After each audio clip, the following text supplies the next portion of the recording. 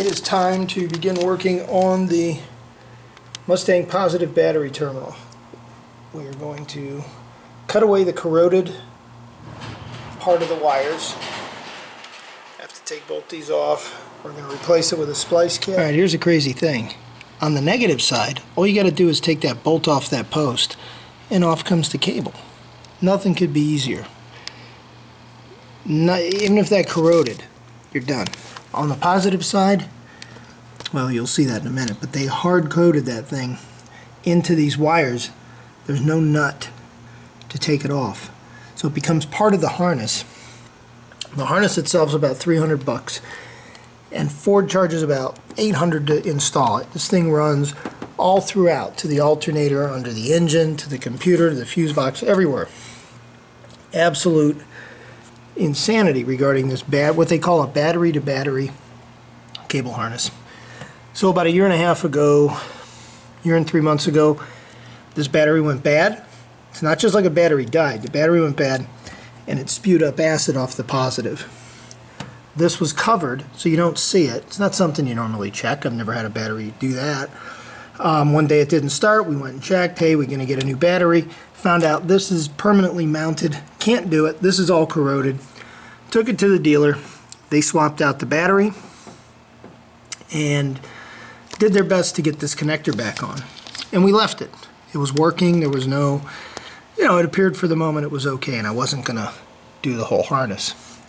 So fast forward, it started not starting again. This got super corroded. I've learned a lot since about acid. You can see where the acid has crept even into the battery. So now I'm going to cut this splicing away. We're going to cut these wires. We're going to put something called, which I didn't even know existed until a few days ago, a splicing kit. It's got a top post, which is what I have. It goes to a 2-wire set.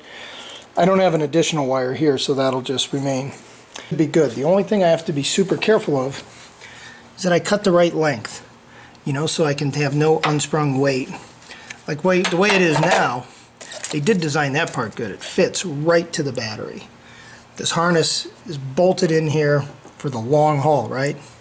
They expect that harness to last years and years, decades. This is the most expensive part of the job so far, these pliers. 40 bucks. 38 bucks. Wire cutters. Pretty sturdy wire cutters. Alright, I do believe I've got my cut marks in place. Gosh, I sure hope so. And I'm giving it some extra, I'd rather have it laying there perfect, but I'm giving it a little extra. And so if I come back here, it's exactly what I see on these studs. I got to cut there and then strip from here to there. So I'll have bare wire in between these two lines. But it worked its way through the rubber. Actually, as you could see, expanded the rubber. Almost ate through the rubber. And still, I don't know, this is where I cut it. And there's still a lot of this powder. Went flying everywhere when I did a practice strip on these wires. So here's the end of the splicers. Thank God those wires fit in there pretty much perfectly. Marks with how deep the wire goes into the splicer, and I'm going to cut the insulation to the second mark here. Cable that showed the most corrosive look from the outside was this one, and look how clean that is. Once I got it stripped back to its preferred length, it's clean copper, whatever that is, all the way through.